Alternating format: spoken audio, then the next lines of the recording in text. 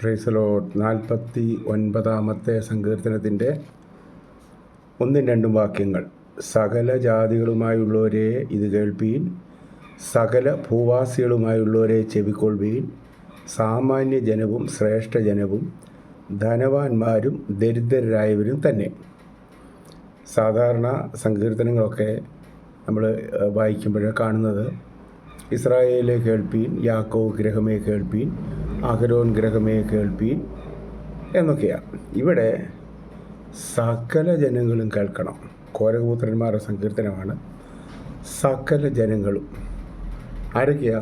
സകല ജാതികളും സകല ഭൂവാസികളും സാമാന്യ ജനവും ശ്രേഷ്ഠജനവും ധനവാന്മാരും ദരിദ്രരും എല്ലാവരും കേൾക്കുകയും. വളരെ പ്രധാനപ്പെട്ട കാര്യം. 3-4 വാക്യം. എൻ്റെ വായ് ജ്ഞാനം പ്രസ്താവിക്കും, എൻ്റെ ഹൃദയത്തിലെ ധ്യാനം വിവേകം തന്നെ ആയിരിക്കും. ഞാൻ സദൃശവാക്യത്തിന് എൻ്റെ ചെവി ചായ്ക്കും, കിന്നരനാദത്തോടെ എൻ്റെ കടങ്കഥ കേൾപ്പിക്കും. അപ്പോൾ ഇവിടെ പറയുന്ന കാര്യം, ഞാൻ പറയാൻ പോകുന്നത് ഫോഷ്കല്ല, അവിവേകമല്ല. ജ്ഞാനത്തിന് ഞാൻ ചെവി ചായ്ച്ച്, അല്ലെങ്കിൽ സദൃശവാക്യത്തിന് ചെവി ചായ്ച്ച് കാര്യങ്ങൾ ഗ്രഹിച്ച് കിന്നരനാദത്തിൻ്റെ അകമ്പടിയോടെ കടങ്കഥ അവതരിപ്പിക്കും.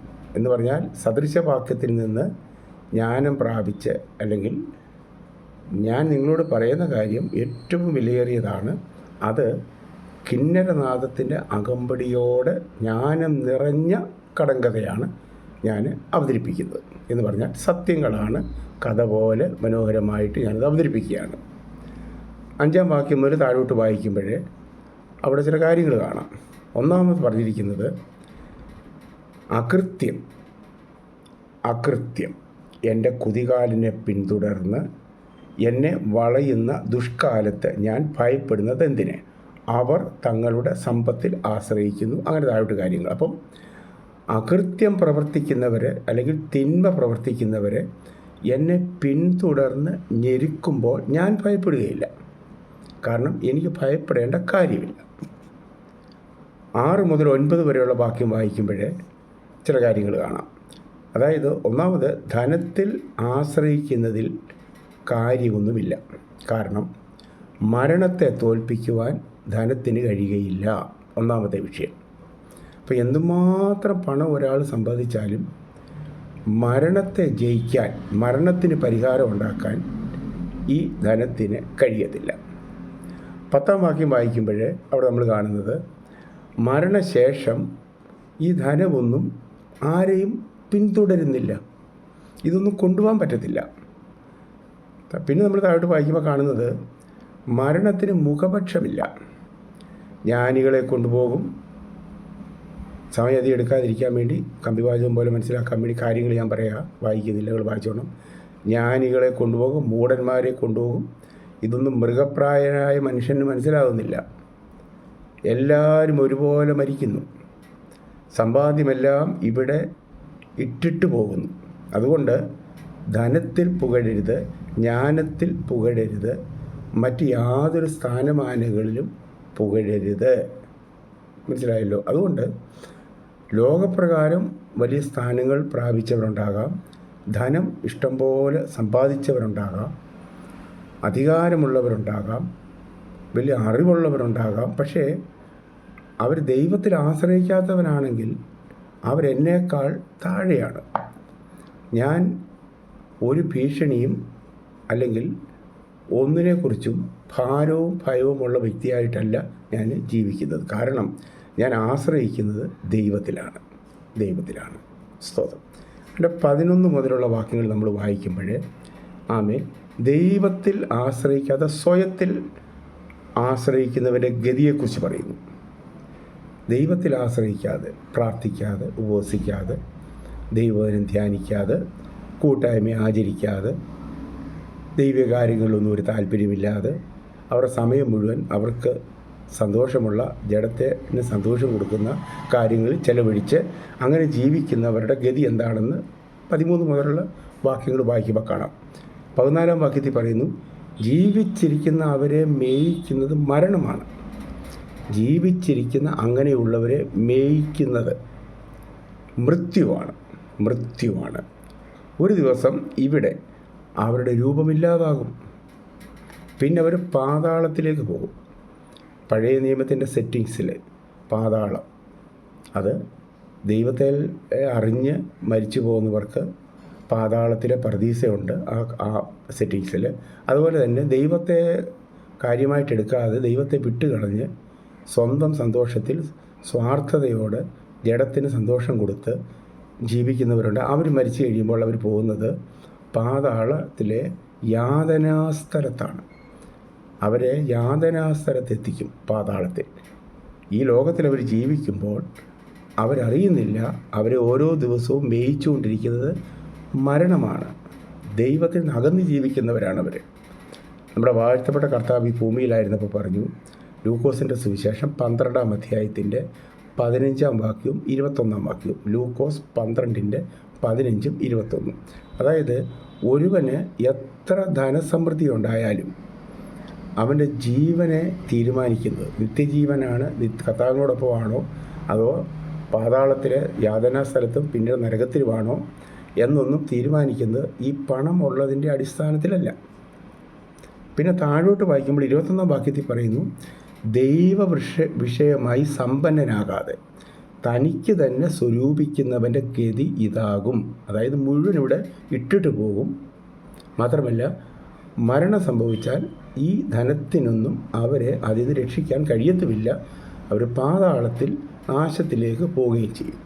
അതുകൊണ്ടാണ് കർത്താവ് പറഞ്ഞത്, ഒരുവൻ എത്ര ധനസമൃദ്ധി ഉണ്ടായാലും അവൻ്റെ ജീവന് ആധാരമായിരിക്കുന്നത് അതൊന്നുമല്ല. ദൈവവിഷയമായി സമ്പന്നരാകാതെ തനിക്ക് തന്നെ സ്വരൂപിക്കുന്നവൻ്റെ ഗതി ഇതാകും എന്നൊക്കെ പറയാനുള്ള കാരണം, കർത്താവ് പറയുന്നതിൻ്റെ കാരണം അതാണ്. അപ്പോൾ ഈ ദൈവത്തിന് സമ്പത്തുള്ളവരോട് യാതൊരു വിരോധമില്ല. ആവർത്തന പുസ്തകത്തിൽ 8-ാം അധ്യായത്തിൽ പറയുന്നുണ്ട്, യഹോവയല്ലോ സമ്പത്തുണ്ടാക്കാൻ ശക്തി നൽകുന്നത്. ദൈവത്തിൽ ആശ്രയിച്ച് ജീവിക്കുന്ന ഒരു വ്യക്തിക്ക് സമ്പത്തുണ്ടാക്കാൻ ശക്തി തരുന്നത് ദൈവമാണ്. എത്ര കഴിവുണ്ടെങ്കിലും ഒരു നല്ല അസുഖം പിടിച്ചാൽ കഴിഞ്ഞു. എത്ര ആരോഗ്യമുണ്ടെങ്കിലും ഒരു പുഴു അകത്ത് കയറിയാൽ കഴിഞ്ഞു. അപ്പം ജീവിതത്തിന് വേണ്ടതെല്ലാം നൽകുന്നത് ദൈവമാണ്. സമ്പത്ത് നമുക്ക് ദൈവം തരുന്നത് ദൈവമാണ്. അത് നമുക്ക് വേണ്ടി മാത്രമല്ല മറ്റുള്ളവർക്കും കൂടെ പ്രയോജനകരമായി തീർക്കാനാണ് അത് നമ്മെ ഏൽപ്പിക്കുന്നത് ദൈവം. സ്തോത്രം.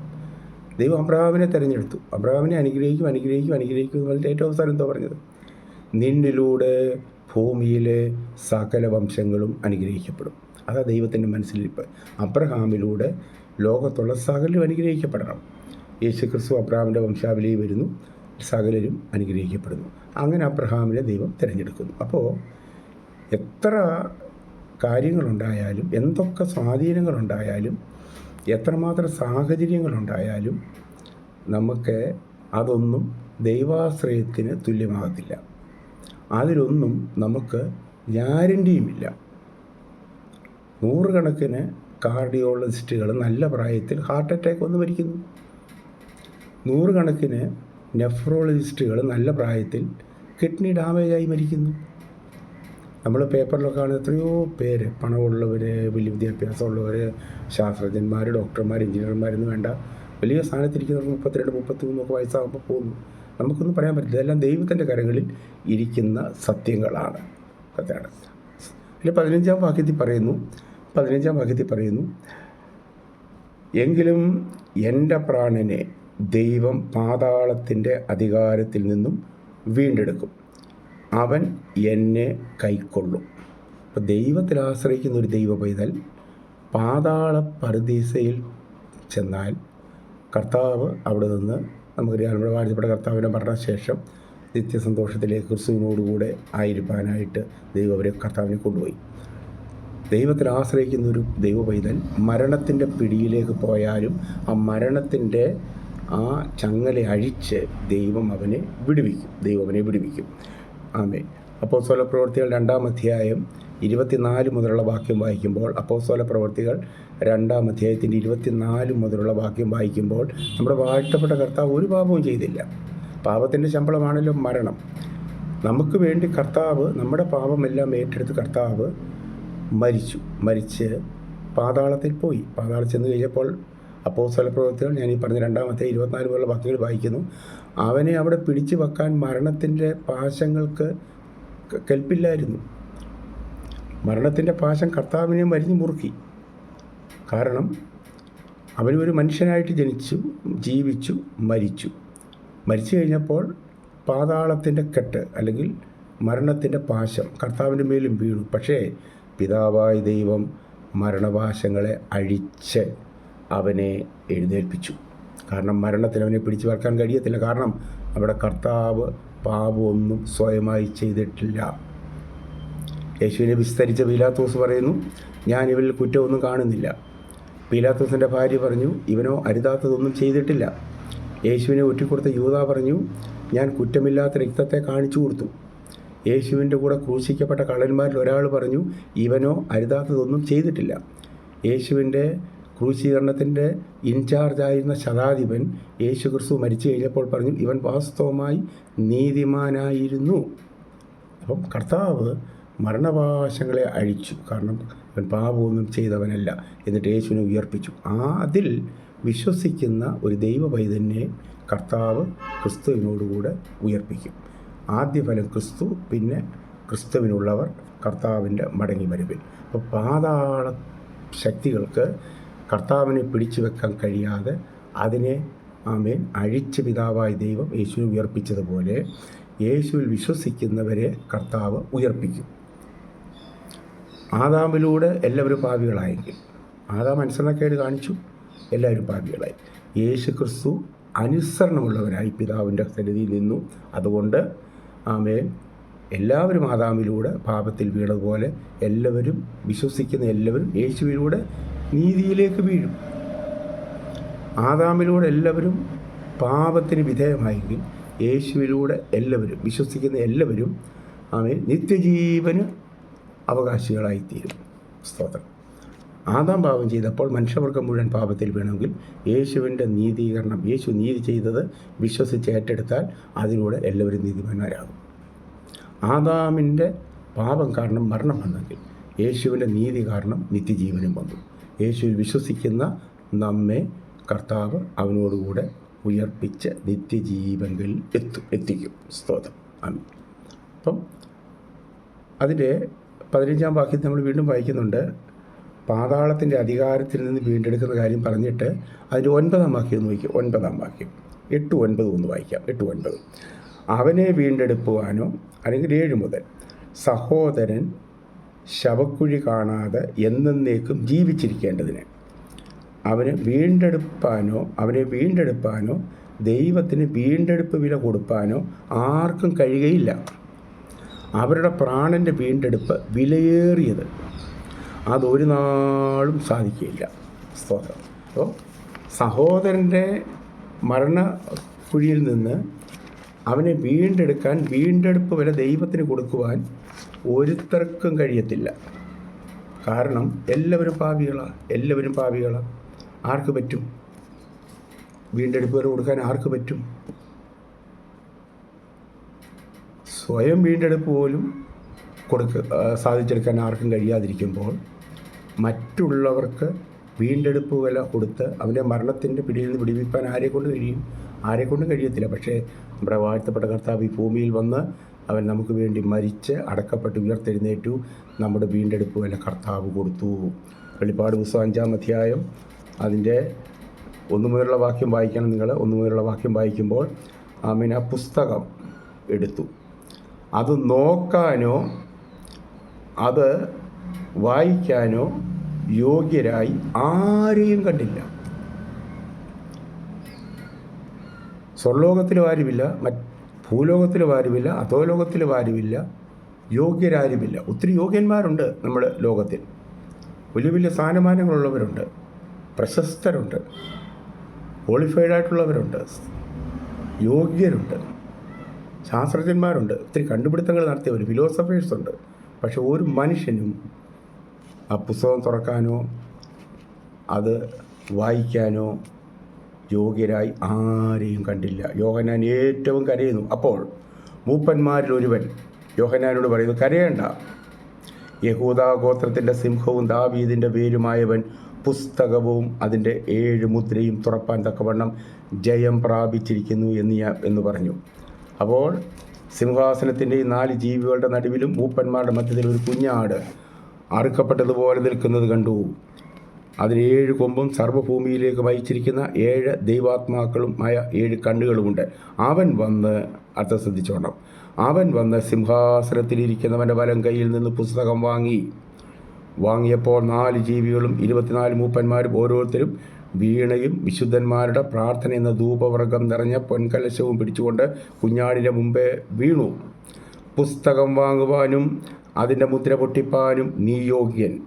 നീ അറുക്കപ്പെട്ടു. നിന്റെ രക്തം കൊണ്ട് സർവ്വഗോത്രത്തിലും ഭാഷയിലും വംശത്തിലും ജാതിയിലും നിന്നുള്ളവരെ ദൈവത്തിനായി വിലയ്ക്ക് വാങ്ങി. അപ്പോൾ യോഗ്യനായി നമ്മുടെ വാഴ്ത്തപ്പെട്ട കർത്താവ് സകല മനുഷ്യരെയും, യഹൂദനെ മാത്രമല്ല സകല മനുഷ്യനെയും അവൻ തൻ്റെ ജീവനും രക്തവും കൊടുത്ത് വിലയ്ക്ക് വാങ്ങി. അങ്ങനെ സഹോദരൻ എന്നേക്കും നശിച്ചു പോകാതിരിക്കാൻ അവൻ്റെ വീണ്ടെടുപ്പ് വില കൊടുക്കുവാൻ ആർക്കും കഴിയുകയില്ല. എന്നാൽ യേശു കർത്താവ് വീണ്ടെടുപ്പ് വില കൊടുത്ത് നമ്മെ രക്ഷിച്ചു. സ്തോത്രം. അതാണ് നമ്മുടെ ഏറ്റവും വലിയ ഭാഗ്യം. അതുകൊണ്ടാണ് 15-ാം വാക്യത്തിൽ പറയുന്നത്, എൻ്റെ വീണ്ടെടുപ്പ് അവൻ ചെയ്തുകൊള്ളും. ഈ സങ്കീർത്തനം കൂടി പറയുന്ന കാര്യം. ഇതല്ലാതെ ലോകത്തിൽ ഒരു കാര്യത്തിലും പ്രശംസിക്കരുത്. നമുക്കറിയാമല്ലോ, ലോകം കണ്ട ഏറ്റവും വലിയ മഹാനായ ചക്രവർത്തി അലക്സാണ്ടർ ചക്രവർത്തി, ഗ്രീക്ക് സാമ്രാജ്യത്തിൻ്റെ സ്ഥാപകൻ അലക്സാണ്ടർ ചക്രവർത്തി, അന്നറിയപ്പെടുന്ന ലോകം മുഴുവൻ അദ്ദേഹം പിടിച്ചെടുത്തു. പക്ഷേ 33-ാമത്തെ വയസ്സിൽ അദ്ദേഹം മരിക്കുന്നു.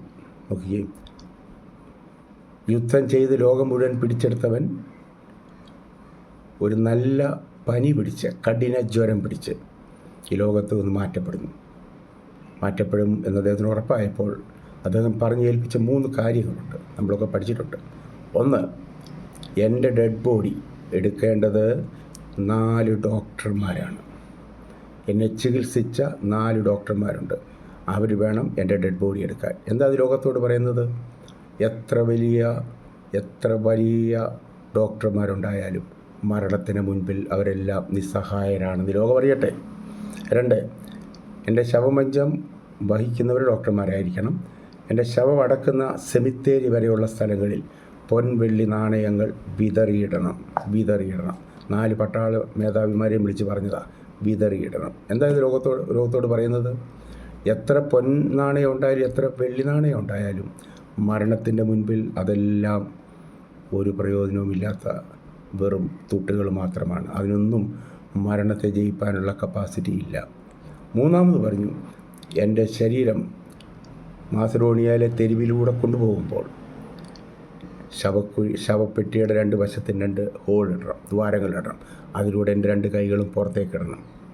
എല്ലാവരും കാണട്ടെ, അലക്സാണ്ടർ ചക്രവർത്തി വെറും കൈയോടെ വന്നു, ഇതാ വെറും കൈയോട് മടങ്ങിപ്പോകുന്നു.